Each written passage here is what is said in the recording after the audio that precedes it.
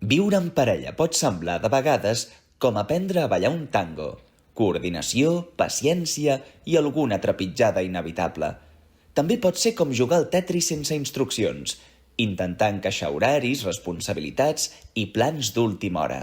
Amb el temps, els ritmes canvien, les prioritats es mouen i la passió, si te'n descuides, acaba fent més caps de setmana en pijama i manta que nits de passió desenfrenada. Alguns diuen que l'amor s'ha de cuidar com una planta, d'altres que és com una barbacoa. Si no hi poses llenya, s'apaga.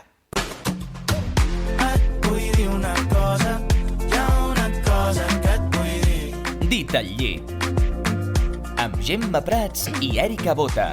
Un podcast per parlar del que passa dins, fora i a prop del llit. Menos merdes, més petons.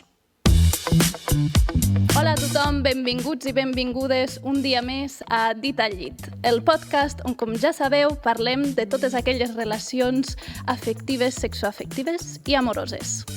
Doncs sí, i ningú ens avisa de com anirà sent cada etapa de la nostra vida.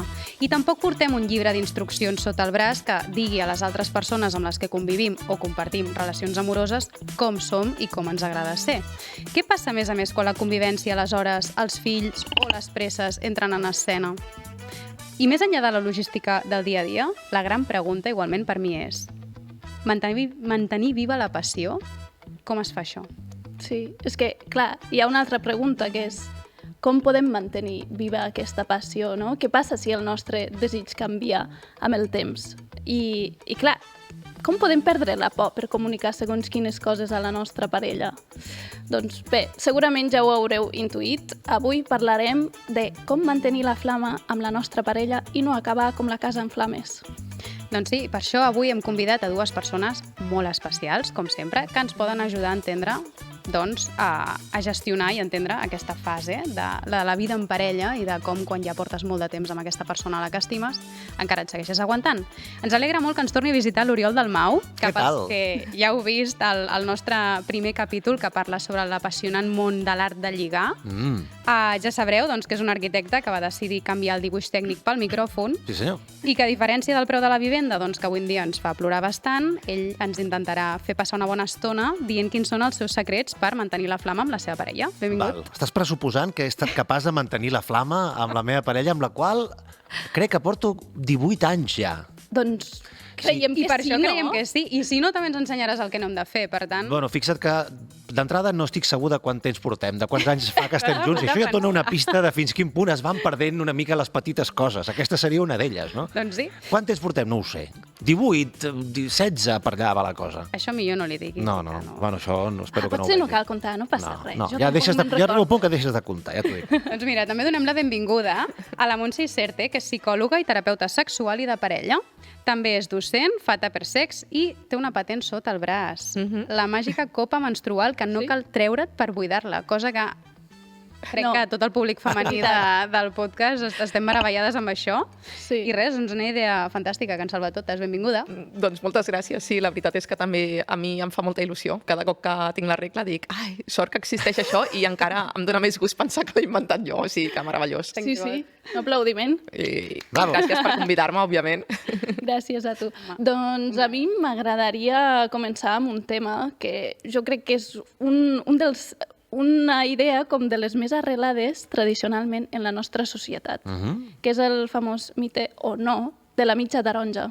Què opineu vosaltres de la mitja taronja? Vols començar, Montse? Sí, vinga, va, trauré d'aquest Perquè jo sé que estàs amb la teva mitja taronja, per tant pots parlar d'això sense cap problema. Saps què passa? Que jo contemplo que som taronges senceres. Això de les mitges taronges és una que ja ens comença a quedar bastant desfasat, perquè quan partim de que som mig d'algú, significa que necessitem algú altre que ens vingui a complementar i que jo no puc ser feliç ni tenir una bona vida si no existeix aquella persona que és especial i única i que només existeix una persona. I per mi aquí hi ha molts mites, no? Falsos. Primer, hem de ser persones brillants, completes, no necessitar de ningú, i quan menys necessitem, més maco és. Jo sempre dic, quan us caseu, quan us emparelleu, que no sigui des de la necessitat. Tu has de dir a la teva parella, no et necessito, però et desitjo i vull estar amb tu. no? Això seria el primer. I el segon ja no me'n recordo. Està molt bé. Jo també penso que quan es parla de mitges taronges, ja siguin mitges 3/4 de taronja o el que tu vulguis, es parla molt de la persona, però no del moment. I jo estic segur que hi ha hagut persones que han passat per la meva vida, però no era el moment, ni per elles ni per mi. I hi ha moments a la vida que comences a sentir la necessitat d'estar amb algú. No perquè... Potser la necessitat no és la millor paraula, però tens la certesa de que acompanyat estaries millor que sol, et fartes de determinades coses, de determinades dinàmiques, de sortir amb els amics que al final tampoc són tan divertits quan ja has sortit durant uns quants anys, i arriba un moment, és el moment en el que dius, ara amb mi em ve de gust això. I el moment fa tant com la persona. I coincideixen factors, coincideix el moment adequat, amb la persona adequada, amb el dia que no sé per què ens han deixat sols en el podi de l'Uz de Gas. I en aquest moment tot quadra. Però clar, sí que tens molta tendència a preguntar-te i si això hagués estat diferent, i si aquell dia jo no hagués sortit, i si hagués anat al concert del costat en comptes d'aquest, i si m'haguessin presentat. Hi ha, per exemple, molta gent que porta 20 anys amb el seu veí, de 2 carrers, és que vivia aquí, és que era del grup d'amics. Et canvio això. La persona canvia. Clar, però per això desmitifiquem de que necessitem una altra mitja taronja que ens complementa. Hi ha moltes persones amb qui ens complementarem i amb algunes se'ns donarà millor una cosa i amb altres se'ns donarà millor una altra cosa, no? Però hi ha moltes persones que podrien arribar a ser la nostra parella. I nosaltres podríem arribar a ser la parella de moltes altres persones. Per tant, tampoc molt, no, allò de l'amor etern, doncs tampoc té per què. I que no ens complementen, sinó que ens sumen, perquè nosaltres ja som tot una cosa completa que no necessitem d'una altra extensió de nosaltres. Absolutament. El que passa que també hi ha un tema biològic aquí, hi ha un moment que la natura et llama. Sí, però això no em complementa, una m'encanta. Aquí hi ha evolució de... Això em suma, jo ja sóc una persona perfectament guai, però vull coses, tinc necessitats. Jo crec que hi ha una competència entre la teva part racional de dir jo sóc autosuficient, no necessito ningú, jo i el meu Netflix ja en tenim prou per tirar endavant. Però després hi ha milers d'anys, milions d'anys d'evolució que et diuen busca, i això també tira encara que no te n'adonis. I és, Doncs sí, i parlant d'aquest enamorament, Montse, quant de temps creus que dura i com es diferencia aquest enamorament inicial o efervescència, que és una paraula que va utilitzar el David Balaguer, que ens agrada moltíssim. Efervescència, està molt bé, perquè és breu. Per descriure com aquesta passió irrefrenable que de cop i volta no perds la raó per aquesta persona. Ara parlarem de què passa amb l'efervescència i quan dura, no? Quina diferència hi ha entre l'efervescència i l'amor i quant de temps dura aquesta efervescència abans de l'amor? Per mi hi ha 3 conceptes aquí a distingir. Un és l'atracció sexual, això en podem sentir constantment cap a moltíssimes persones i res té a veure amb l'enamorament o amb l'amor. És simplement aquesta química que ens ve de gust, no? Compartir amb altres persones. L'enamorament per mi és un punt més, que va més enllà i que segurament comporta també aquesta atracció, però és quan perds una mica el món de vista. Hi ha una frase que jo crec que diem molt malament, que és l'amor és cec. Per mi no, per mi és l'enamorament fa que estiguis cec. Justament quan entres a l'amor és quan et treus la bena dels ulls i dius, val, ara ja puc veure tot allò que m'agrada i el que no m'agrada de tu i decideixo escollir-te sabent tot allò que no m'agrada, no? I és algú amb molt més seny, emocionalment molt més tranquil, no? No és tan potent com el que seria un enamorament. Un enamorament probablement dura X mesos, cada estudi et dirà alguna cosa diferent, però és algo que és i ha de ser breu perquè ets poc productiu a nivell social durant aquella època, estàs com atontat o atontada, no funciones bé. De fet, si féssim un escàner de com està el nostre cervell, és idèntic a si has consumit cocaïna i estàs amb aquell mono i amb aquell speed, no? Aleshores, no és gaire saludable mantenir-nos molt de temps en aquest enamorament. Té una funció que ens serveix per un futur, però la idea és esperem a que vagi aquesta impulsivitat, aquestes revolucions, aquestes ganes d'estar totes hores amb aquella persona on només contemplo les coses que m'agraden i les que no intento no veure-les tant, abans de prendre una bona decisió. Si decidim emparellar-nos, anar-nos a viure junts, tenir fills, comprar-nos un pis, ha de ser no des de l'enamorament, sinó des de l'amor. Per tant, jo algú que vaig dir al meu marit el dia que ens casàvem és no estic enamorada de tu, i per això accepto casar-me amb tu, perquè puc veure, no? Sembla una mica lleig, però és algo que hem de passar, jo crec. No, de fet, crec que el titular que podríem treure d'aquí és l'enamorar-se, no esculls a qui t'enamores, però esculls la persona amb la que vius l'amor. Hosti, que profund, tu no? veus? I tant. Molt bé, el que passa que la societat està muntada de tal manera que un cop arribes a la fase de l'amor, la fase de l'enamorament queda bloquejada. A què et refereixes? Doncs que si tu ja anem a suposar que estàs a fase d'amor amb una persona, en principi no hauries d'anar-te enamorant d'altres persones més. Això no estaria socialment ben vist. Però, Pots sentir atracció. Clar, no però enamorar-te. de la forma com tu planteges, pràcticament independent, tu podries sentir amor per algú, aquesta persona amb qui has triat tot i els seus defectes, però enamorar-te passionalment d'algú que acaba d'arribar i que t'ha tocat el puntet, no? Clar, però estàs parlant aleshores de relacions tancades. Estem pressuposant que tothom té una relació tancada i pot existir persones que escullin, no, tenir aquesta relació oberta i deixar-te enamorar també per altres persones. I això no significa que no estiguis bé amb la teva parella. Però bé, sé que això és un concepte que segurament per moltes persones costa d'entendre o inclús d'acceptar. Hi ha moltes realitats en el món. Jo volia preguntar que si estàs, per exemple, en una parella així com monògama, que a vegades donem per suposat, posem que ja ha passat aquesta fase de l'efervescència, i jo volia saber si aquesta efervescència en algun moment es pot tornar a recuperar o és una cosa que només podem sentir amb persones noves que anem coneixent. Jo crec que el rebombori aquest de la panxa, que li diuen papallones, que per mi és més ganes de vomitar que papallones, és molt difícil de sentir. O sigui, només amb el contacte d'un cos nou, d'una pell nova, de tal, se't pot despertar aquest nivell d'intensitat que pots arribar inclús a tremolar. Jo me'n recordo una parella quan era molt joveneta, que encara no sortíem, no? I només de tocar, és que sense voler, dic, que guapo és el fet d'enamorar-te, no? I que tot el cos et respongui tremolant, que a l'altra persona li sabia greu com tocar-me o així, no? Perquè era com, és que no puc, no? És que em reacciona així el cos. És meravellós sentir-te enamorat, és molt xulo. Genera, bueno, moltes ganes de seguir enamorat tota la vida. Però jo crec que això, quan estàs en una relació llarga, no, però guanyem en molts altres aspectes, no? Amb una connexió i una molt més profund, no? Amb un coneixement d'aquella persona. I poden... Jo treballo fent recuperar alguna part d'aquesta connexió, o sigui, la connexió sí, al mirar-te d'una altra manera, amb molta més estima, sí, però potser aquesta part de rebombori físic, no. Perdona, has dit admirar o mirar d'una altra manera? Mirar d'una altra manera i admirar, per suposat, sí, sí. D'alguna manera sí que hi veig, però clar, potser no és la millor, que és quan tu, per exemple, el meu cas particular, no?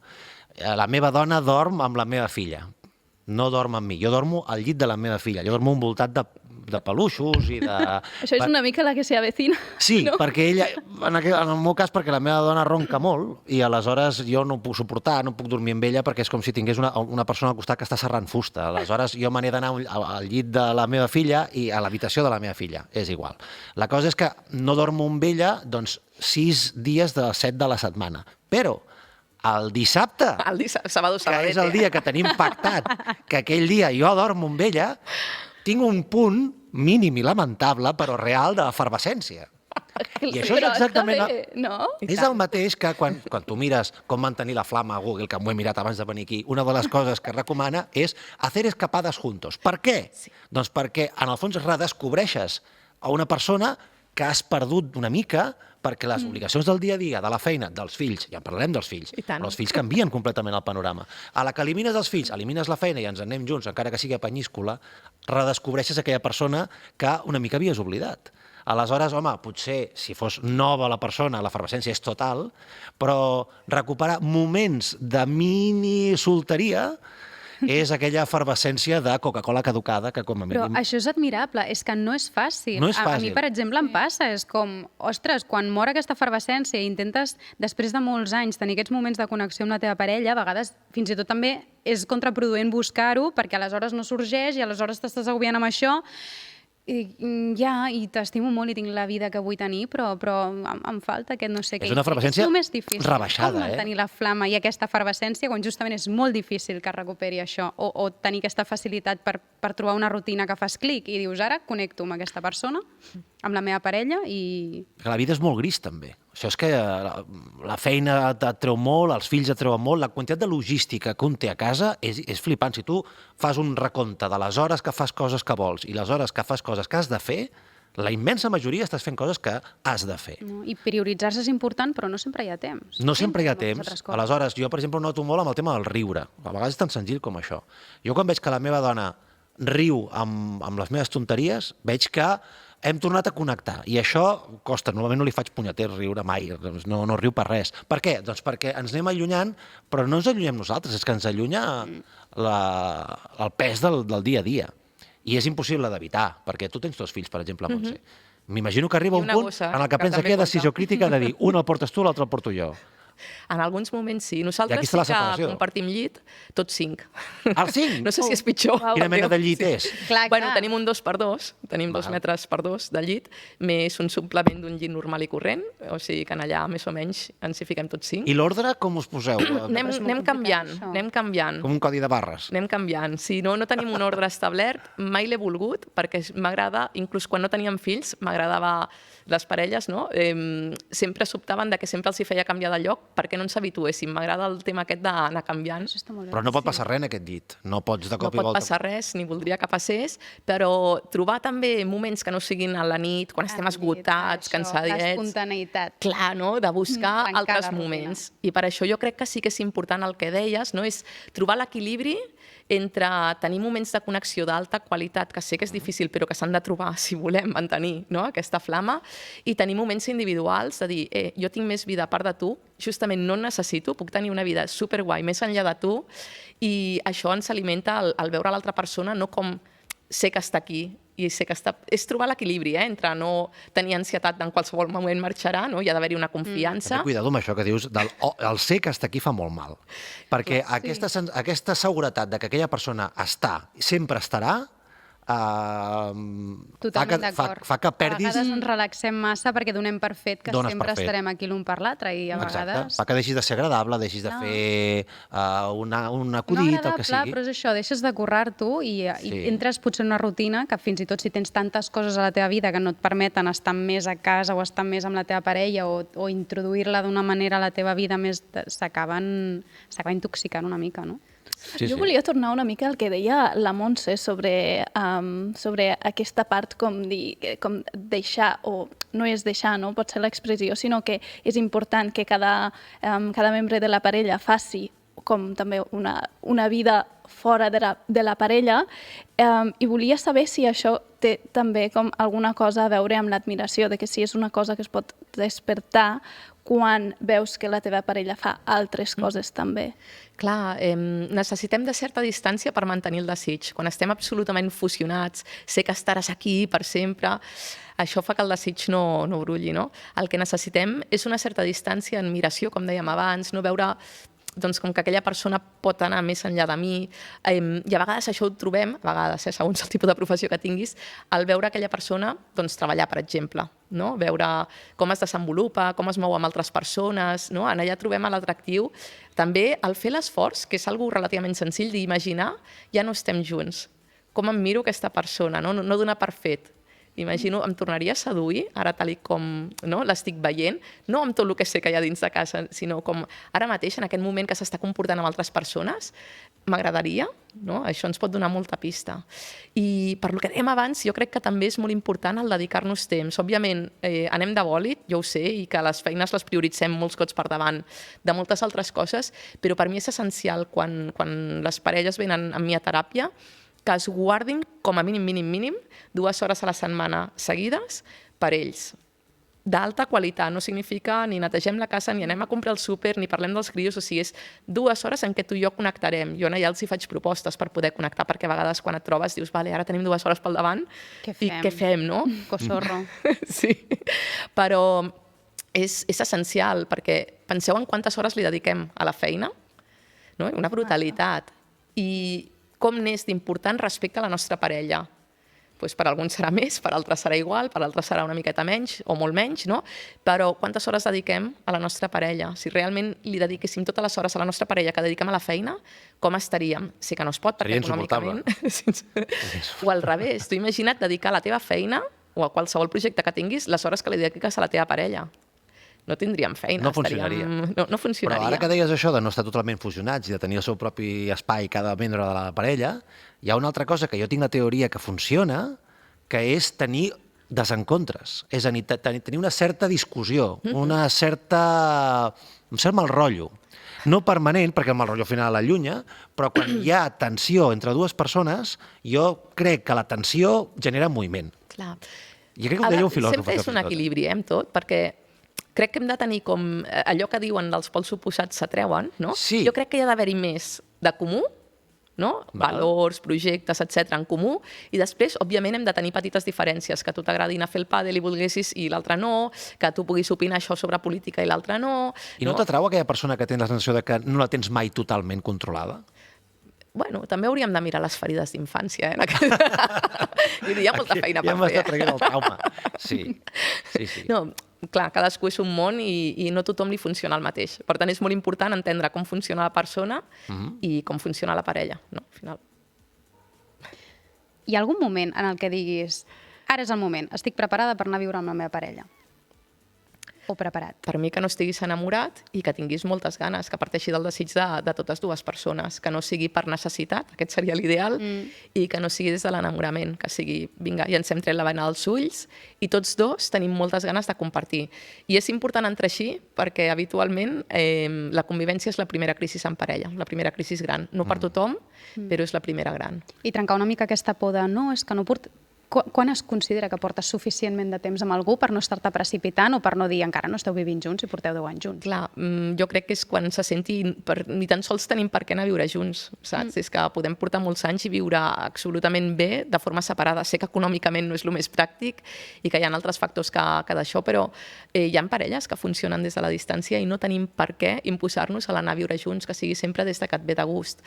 Però també dependrà de quant de temps porta. O sigui, no és només el temps, sinó com ens hem relacionat. No és el mateix una relació que ens veiem els caps de setmana que una relació en què gairebé cada dia ens trobem, passem moltes estones i hem començat a dormir a casa d'un, de l'altre, cada cop és més assidu i a tots dos ens ve de gust compartir això.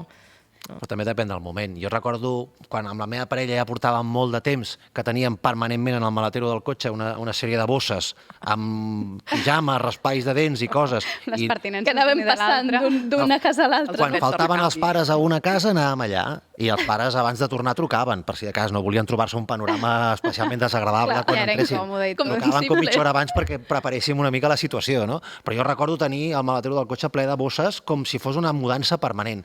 I aleshores tampoc ho vam pensar gaire, perquè les grans decisions en aquestes edats es prenen sense reflexionar-les, Jo igual que tenir tampoc m'ho vaig fills. pensar. Sí, És com les dius. coses més importants no les penses. És curiós, però és així.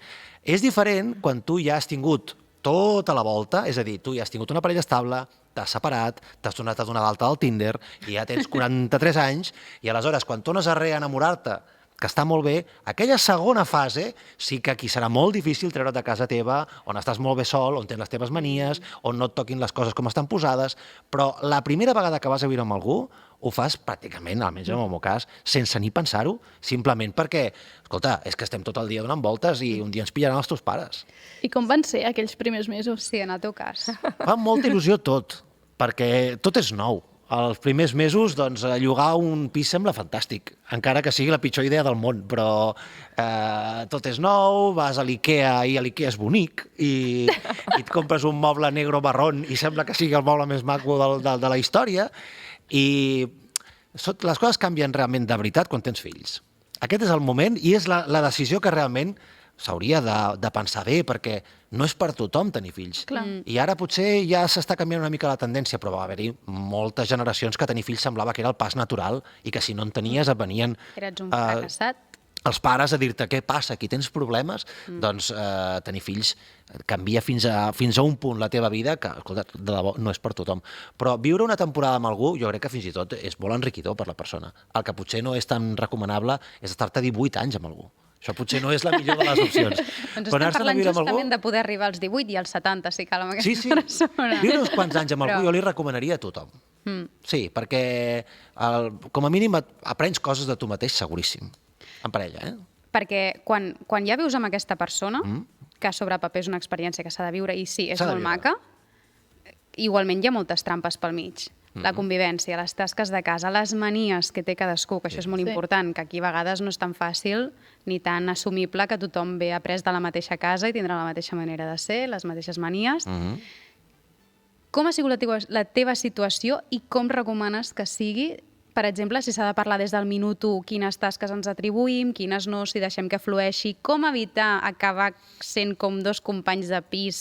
Ui, això ve més tard, però al final tu estàs establint una SL, o saps? Una societat amb s'ha de l'altra fer persona. així? Sí, una SCP, com li vulguis, però tu quan fas una societat amb algú, de feina, es fan uns estatuts que es posen per escrit i els hem de respectar. Com ens repartirem els beneficis i les despeses? Això en parella es fa però no s'escriu. Però es fa, eh? Els primers anys, els primers mesos, s'entren una sèrie de pactes que després es mantindran encara que portis 60 anys junts. I aquests primers anys són molt importants. S'estableixen dinàmiques. Per exemple, ara parlaves de les feines de casa.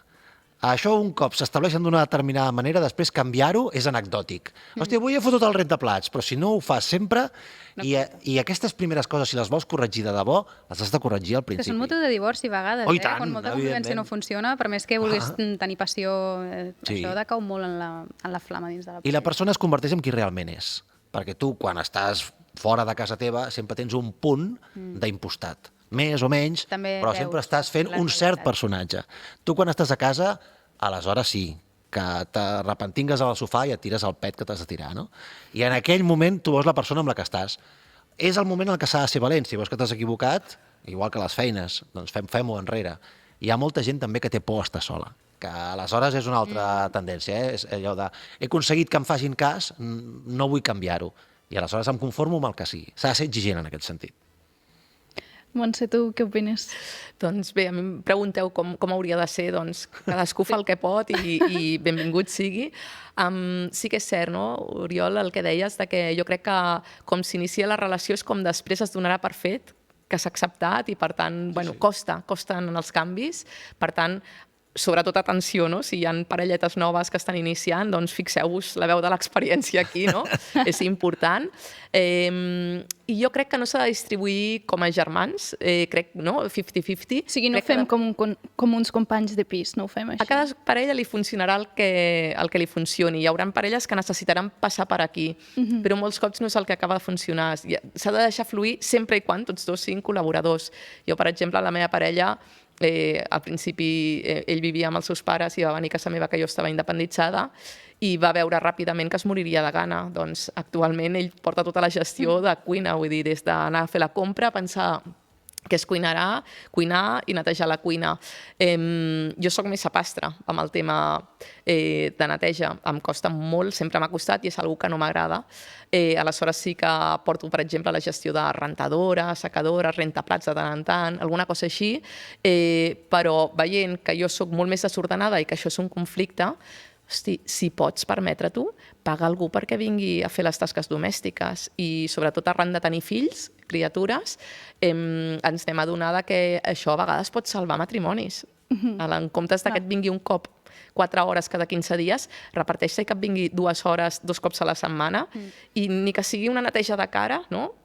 Ja tindrem. I després aquí depèn una mica de l'utiquismiquis que és cadascú. És que hi ha gent que necessita tenir el pis impolut i això amb criatures no existeix. O sigui, i és important també entendre que la realitat de la majoria és que el pis és una mina, són mines, no?, que has d'anar intentant evitar joguines perquè pots tenir-lo super endreçat ara i d'aquí 5 minuts està enmig del caos. Cap I per avall. això és important també parlar-ho amb altres famílies, no?, perquè jo me'n recordo amb el grup de mamis de la primera criatura, alguna enviava alguna foto, no?, la nena dins de la manteta amb totes les 4 joguinetes ben recollides i deia, si us plau, no em diguis que això no ho acabes de preparar, dic, perquè m'obro les venes, no? No, òbviament ho he preparat per la foto, dic, vale, perquè totes les meves fotos no m'atreveixo a exposar-les perquè constantment hi ha coses, un tros de roba per allà, un no sé què, vull dir, la nostra vida és així i és una realitat i crec que també ens hem d'emmotllar en el moment en què passem i aprendre'ns a relaxar, vull dir, no és el mateix quan estàs sol que quan estàs en parella, que quan tens criatures i tot i que hagis de portar una mica el tarannà, ens hem de poder relaxar. I obrim un altre meló, anem a apretar una mica l'arròs. El meló, vas al meló. El meló interessant. El meló interessant. Les tasques estan repartides, la parella Estan conviu més que bé, ens repartides entenem ja. amb les manies, Sí. hem sabut superar aquesta Al fullar, fase. anem al fullar. Exacte. Quins conflictes es generen quan un té més ganes de tenir relacions que l'altre, quan un busca, l'altre deixa, un està més fora de casa, l'altre dins, et comences a distanciar a nivell sexual amb la teva parella perquè mica en mica és la teva família, vol, l'altre no vol, no vol. Sí. Aquesta Com me la es sé, diu això? Bueno, vols tu des de la veu de És l'experiència? que jo sóc partidari de pactar-ho, tu. de pactar de manera... li treu tot el romanticisme, li treu tota la fluidesa, però és que si no, no ens en sortirem. Ei, però no Us només funciona, el romanticisme. no? A mi a vegades és com, justament, com més ho pactem, menys vull, perquè necessito per reconquistar aquesta efervescència, Sí. barbarisme total, però necessito que m'atrapis potser en un moment que no m'ho espero, perquè és que si sempre ho pactem és, bueno, va, són les 8 del divendres...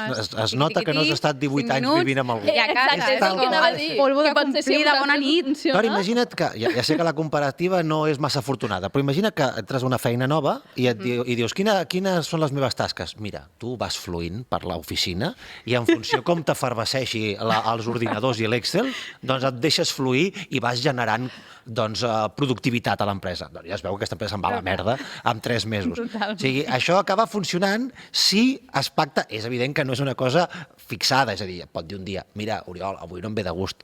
No, clar, evidentment. Tot i així, jo necessito una explicació, més o menys, Però, Per què? d'acord, hòstia, no em ve de gust i tal, vale. Però ha d'haver-hi com un mínim, perquè és que si no, de debò, el risc de... Jo conec gent normal que no tenen sexe durant períodes de temps flipantment llargs. Yeah. Perquè també crec que hi ha persones més sexuals que altres. Això és un altre tema, que tu sabràs més d'això, Però hi ha matrimonis El que problema és tenen... quan es descompensa dins de la parella, que un és molt sexual i l'altra gent. Doncs aquí ha d'haver un punt mig, el que passa que sempre s'assumeix com més correcte el que té ganes i se n'està que el que no en té i cedeix. És a dir, cedir des del no cap al sí està molt mal vist i cedir del sí cap al no és com una frustració de, bueno, mira, tu mateix fota't al lavabo i agafa't el mòbil i t'apanyes. I ja Sí. està. I- S'ha de pactar o no s'ha de pactar? On està aquest punt? S'ha de pactar un espai perquè pugui arribar-se a donar aquesta sexualitat, això m'agrada. però s'ha de cultivar el xup-xup en el dia a dia. No s'hi val ara que no hem tingut cap mena de connexió, de passió entre nosaltres, és el dia i l'hora, i per tant, vinga, treu-te-la, no? I suquem melindro. Però No. com és aquest espai? Com funcionaria? Aquest espai, per exemple, jo treballo molt això, no? en coses que semblen òbvies, com per exemple les formes de dir t'estimo, no? Entre la parella a vegades no són tan òbvies. Hi ha diferents llenguatges, maneres d'expressar aquest amor, i a vegades estem tan desconnectats que no rebem les mostres d'afecte de la nostra parella i les nostres mostres d'afecte ens sembla que no arriben i és molt frustrant. Aleshores, hem d'entendre, per exemple, quina és la nostra manera de rebre amor, perquè molts cops, ara potser està semblant complicat, molts cops jo et donaré el que jo necessito. No? Igual que amb el sexe, jo et faré petonets en el coll si a mi m'agrada que em facin petons en el coll. Des de la Projectes bona el que intenció. t'agrada a tu, a l'altra Jo necessito persona. el que m'agrada a mi. Per tant, jo haig de saber què m'agrada a mi i haig de poder-li expressar a la meva parella, i jo fico exercicis com molt concrets perquè això es doni en el dia a dia, a part de que fem molts jocs eròtics. Una de les primeres coses que faig en la majoria de parelles és prohibir el contacte genital quan hi ha aquestes dificultats, perquè no hi hagi ni pressió i perquè no hi hagi frustració, que són, quan un té més desig que l'altre, habitualment la persona que té més desig va picant, va buscant, i és frustrant constantment que et diguin que no, o veure que l'altre ho acaba fent, perquè d'això és molt desagradable. Al final la teva autoestima comença a minvar i et preguntes, potser és que està amb altres, potser és que no li agrada, potser amb un altre sí que funcionaria, potser li agraden els homes o les dones. Et comences a fer preguntes i et sents molt malament. I aleshores, molts cops, quan ja estàs frustrant molt de rebre nos, acabes per no buscar més, perquè et fa molt mal tornar a passar per aquesta situació, a part que et sap greu per l'altre, no? I la persona que té menys desig, quan aquesta persona ja se m'apropa, ja m'entra l'angoixa, ja m'entra el malestar, ja intento fugir, evitar aquestes situacions, perquè si em ve fer un petó i l'accepto, no? I em quedo allà en un bon morreig, es pensarà que estic acceptant una situació que després no puc o no vull. Potser sí que em ve de gust rebre un bon morreig o tocar-li el cul o que ens refreguem una mica, i potser no em ve de gust després anar-me'n al llit. Aleshores, habitualment el que faig és prohibeixo contacte genital de l'un a l'altre, d'una visita a l'altra, però els hi potencio molt més seducció, els hi faig fer massatges eròtics, els hi faig que hi hagi xup-xup, que diguin, hosti, és que tinc ganes, saps, d'anar-me'n, i crec que això hi ha un treball, una part de treball individual, tots podem motivar a través de les fantasies el despertar això, i hi ha una part que es pot fer en connexió amb la parella, és essencial. Perdona, jo ara potser ho baixo molt això, Baixa, però vulgui. anem a imaginar una situació que no és la meva, me l'han explicat, però que només... Tens un amic que... Tinc un amic que en tota la punyetera setmana només té una hora, els dimarts, amb una hora determinada, en el que és l'únic moment que la nena fa un extraescolar que ens permet fotre un polvo no massa dilatat, perquè si no ja directament l'he d'anar a buscar a la classe, no? Clar. Aleshores, si comencem a fer massatges de xup-xup, Per això s'han de reservar 2 hores a la setmana. a la que m'he donat compte han passat 15 dies. Clar, per això ens hem de reservar 2 hores a la setmana, cangurs, altres papis que intercanviem criatures, papis de confiança. És Que generar dius, aquests espais. Et quedes la meva criatura, que bé que s'ho passen, no? La teva criatura en té uns 10 anys. Que bé que s'ho passen a casa d'un altre i que bé quan estan a casa nostra amb un altre nen o nena. Perquè quina freqüència consideres normal i no val dir cada parella és un món i cada persona, Cada parella sisplau, és un món. Mulla't. Mira, no, és que realment la normalitat és molt relativa i no m'importa el que sigui normal, m'és igual la freqüència, el que m'importa és que tots dos s'entenguin. Si a tots dos, per exemple, algun cop he tingut alguna parella jove que venien superpreocupats en plan, no, és que volem tenir més sexe, vale, quin té més ganes, tal. No, si tots dos més o menys ens ve de gust un cop cada 3 mesos. No teniu cap problema, si a tots dos us... No, però és que som joves, és que no us foteu un problema on no hi és. Que a tots dos us ve de gust un polvo al dia, meravellós, us heu trobat i porteu 10 anys i seguiu així, genial. Que a un li ve de gust un cop cada 3 mesos i l'altre li ve de gust a diari, allà tenim un problema. Per tant, tant hi fa que sigui lo normal, les estadístiques, lo important per mi és que entre nosaltres ens entenguem i que sigui de qualitat, que a vegades follar per follar tampoc, no? Per dir, check, és anem a connectar, anem a sentir-nos bé, anem a disfrutar, anem a riure, I sé que hi ha una època amb criatures que la cosa costa molt. I la menopàusia, I la menopausa. que és una cosa que aquí no som iguals homes i dones. No, i això també... Que les dones canvieu. No només en la menopausa. Mira, per mi hi ha 3 factors, o diversos, no?, que ens diferencien una mica, no a tots, perquè jo a consulta tinc molts homes en relacions heteros que tenen molt menys desig que les dones i són doblement assenyalats, perquè se pressuposa que tots els homes sempre han de tenir ganes i tots els altres amics de les meves amigues sempre tenen ganes i tu no. Pobres, no és així. Tinc un percentatge molt elevat d'homes que tenen menys desig que les seves dones. Però sí que genèricament podem dir que els homes teniu habitualment més ganes per diversos motius. Primer, biològicament. Teniu molta més testosterona que les dones. I encara que nosaltres en tenim menys, sí que quan tenim el pic ens afecta més perquè estem menys habituades, però és cert que vosaltres teniu molta més constància hormonal. Les dones, per exemple, amb la menopausa tenim una davallada a nivell hormonal que fa que tinguem molt menys desig des de les hormones. Però no tot el desig depèn de les hormones. Després, si m'ho recordeu, parlaré d'això. Després, els homes també teniu molt més permís social. Gairebé se us exigeix que hagueu de tenir ganes. En canvi, les dones, segons què, encara està una mica mal vist, no? Una mica guarrilles quan tenim ganes i som nosaltres les que això afecta la creativitat. Sí. Aquelles coses que no t'atreveixes a demanar. Que costa molt més demanar-li a la teva parella amb el que portes molt de temps i fins ara no m'ho havies demanat mai això, algo nou, que algú que acabes de conèixer. Que aleshores saps que no et jutjarà i si ho fas el seu problema. I com que, sí, per això també és important, quan iniciem sexualment, ja iniciem tot el que... No? És el moment de reinventar-te, que després no passi això, perquè parelles que es coneixen sexualment de molt jovenetes els hi costa molt evolucionar. I en canvi, quan es divorcien i coneixen una altra persona amb 30, amb 40 anys, dius, uah, ara estic flipant amb tot el que es pot arribar a fer. Tot el que no havia fet Però mai. tornant a allò, les hormones, el permís o la pressió social, i arran d'aquest permís social o d'aquesta pressió que teniu els homes, també hi ha molt més estímul, no? Per exemple, és molt fàcil que tingueu grups de WhatsApp on compartiu contingut eròtic. No, que no, va, no m'interessa. No, on hi ha fotografies, on hi ha coses així, no? Cosa que les dones, jo sempre dic, les dones, el Papa Noel de Nadal, saps? Sexy, que estan calçotets i ja, o sigui, no compartim... O la Mama Noel. Sí, no compartim res més. Pot ser que les dones sigueu menys visuals? Pot ser. L'estímul visual us afecta menys? Perquè no esteu tan sexualitzats com les dones, no? Jo crec que el cos d'un home és menys sexualitzat en general. Sí. Clar, com que estem més sexualitzades, fins fa 4 dies, no? Les recolladores de pilotetes aquestes amb la faldilleta. El godó i tot allò. Encara a dia d'avui hi ha molts esports en què les dones es queixen de, hòstia, estic fent vòlei platja i haig d'anar amb el culot aquest, que ens diuen que és perquè juguem millor quan els homes poden anar amb pantaló llarg. Tu te'n vas, sempre dic el mateix exemple, el programa més formal teòricament d'una tele, no? El Telenotícies, i en la majoria de canals hi ha unes ties que no dic que siguin males periodistes, però en sèrio, totes tenen aquests cuerpazos, aquestes melenes. Sí. I en canvi els homes hi ha més permís per envellir, per portar canes, per totes aquestes històries, no? Aleshores, ja partim entre les hormones, entre el permís o la pressió social i els estímuls visuals, un tio hetero, sense enterar-se'n, durant el dia, mires el telenotícies, tal, vas tenint xup-xup.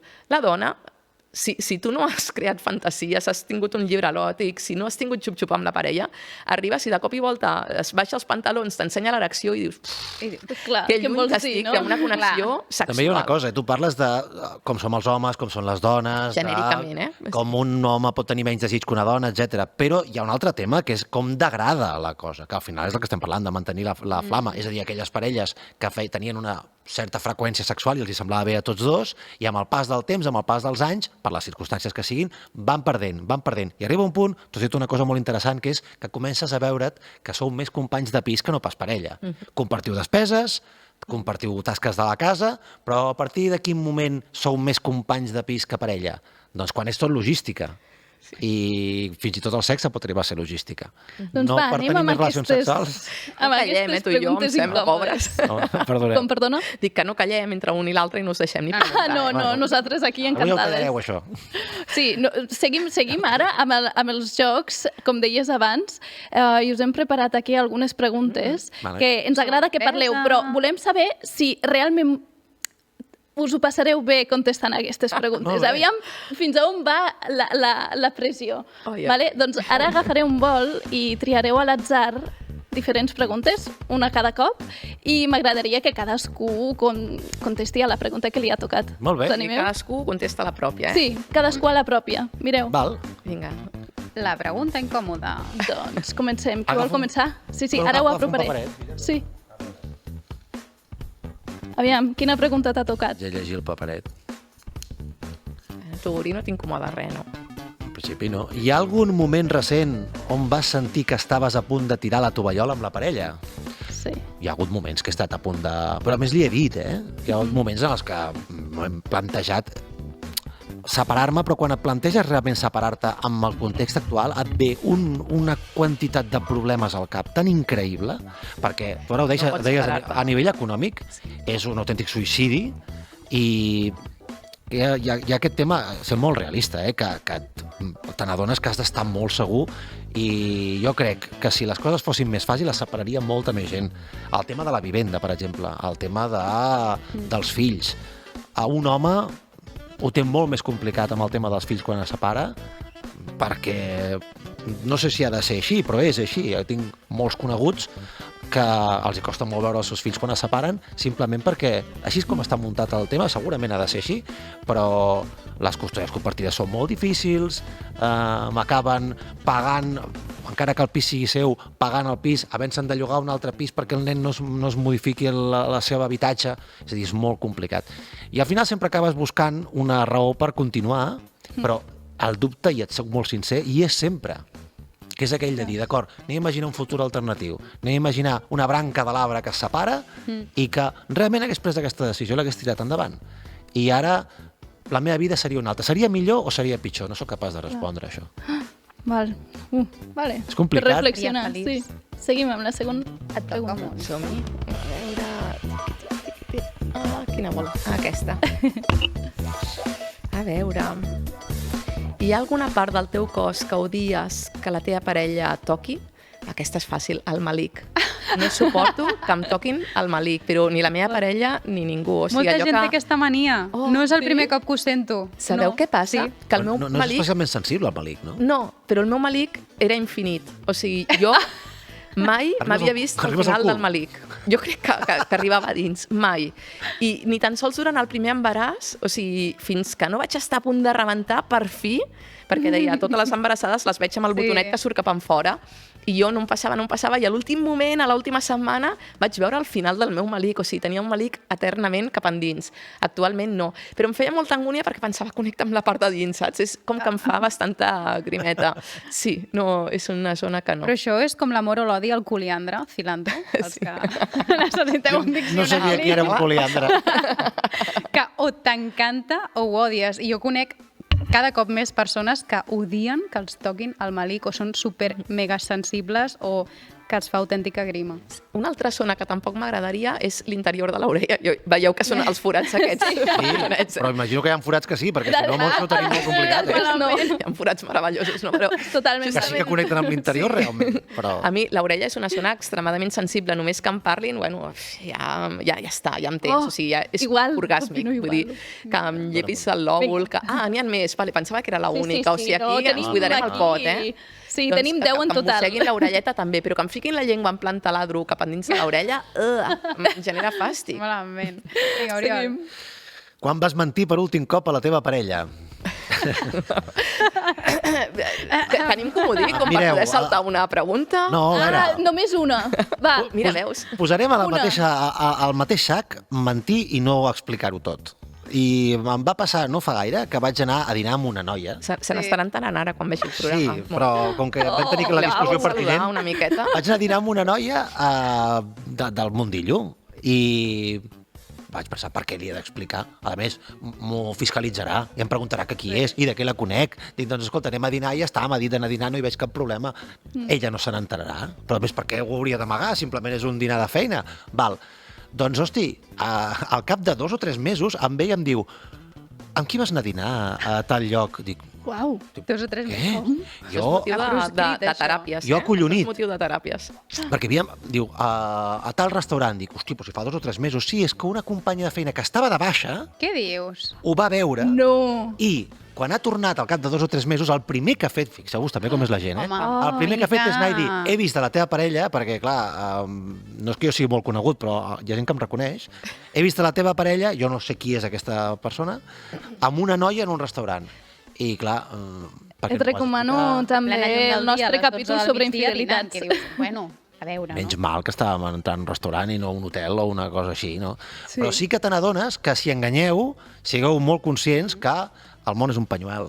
Sí, sí, el nostre I- programa d'infidelitats parla Mira, bastant d'això. les cantonades dels Sí. carrers tenen ulls. Seguim. Som-hi. Ui, en queden moltes aquí, eh? Mare meva, a veure què Tot passa. serà el malic, Montse. Quina mania de la teva parella et costa molt aguantar? En tinc moltes, només una, mireu, a veure, que es deixi les llums obertes, jo crec que és la principal, no? Que La meva també ho fa. vaig No ho tancant facis. llums. Sí, jo diria que aquesta. Sí, anem fent, perquè si no ens quedarem fora de... Anem per feina. Quina és la cosa més petita que ha generat una discussió enorme? El que tens entre les cames. Hòstia, aquesta era fàcil. Discutim molt per tonteries, però a mi em fa discutir molt coses com la forma com entra a casa. Perquè allò de la confiança que fa fàstic, hi ha gent que entra a casa, bueno, ell a vegades entra a casa i no et ve a fer un petó, no et ve a dir hola, i aleshores es referma aquesta sensació que deies tu de companys de pis. I discutir al final molt fort perquè no has vingut a dir-me hola, que estava al sofà, pot semblar una xorrada, però jo les monto, aquestes discussions. No, mira. Perquè intento lluitar per no arribar en aquell punt en el que ja és que ni ens mirem quan ens creuem pels passadissos. I a vegades aquestes coses petites són petites, però és important lluitar-les. Això són els llenguatges de l'amor dels que us parlava. Aquestes cosetes Estic que ens d'acord. fan desconnectar.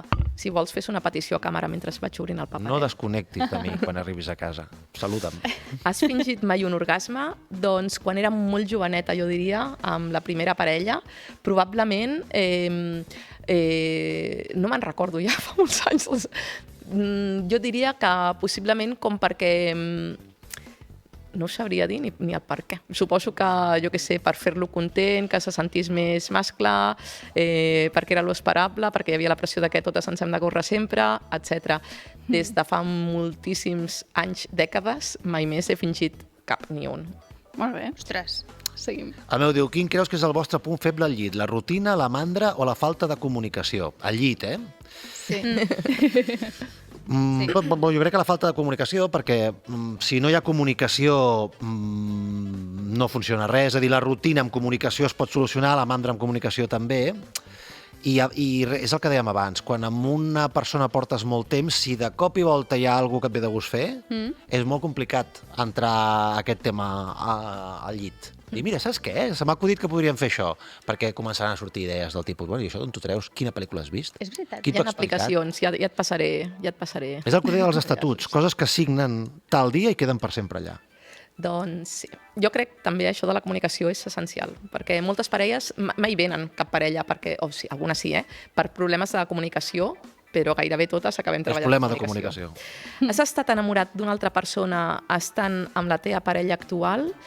Enamorada no, molt atreta, sí. Molt atreta sexualment, sí. No penso llegir la resposta fins que tu diguis el que va passar.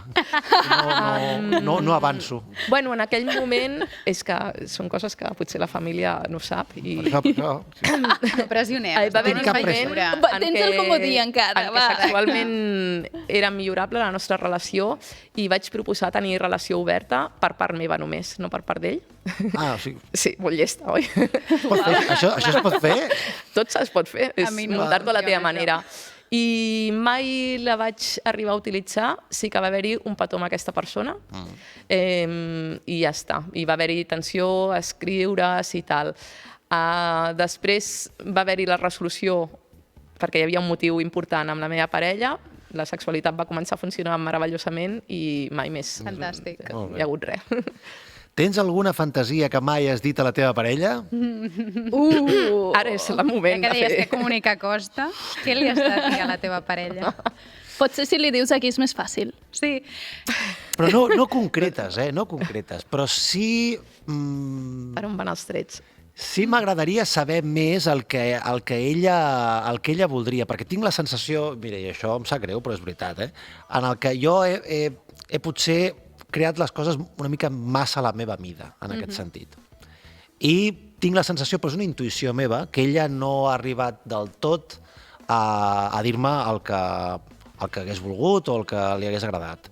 I a vegades m'imagino, si un dia ho deixéssim, estic segur que si veiés per un foradet a la meva parella amb algú altre, veuria una persona totalment diferent. Que fort. Sí, que ella s'ha acabat com emmotllant a mi més enllà del que potser hauria d'haver fet. I bueno, ara ja és molt difícil canviar-ho.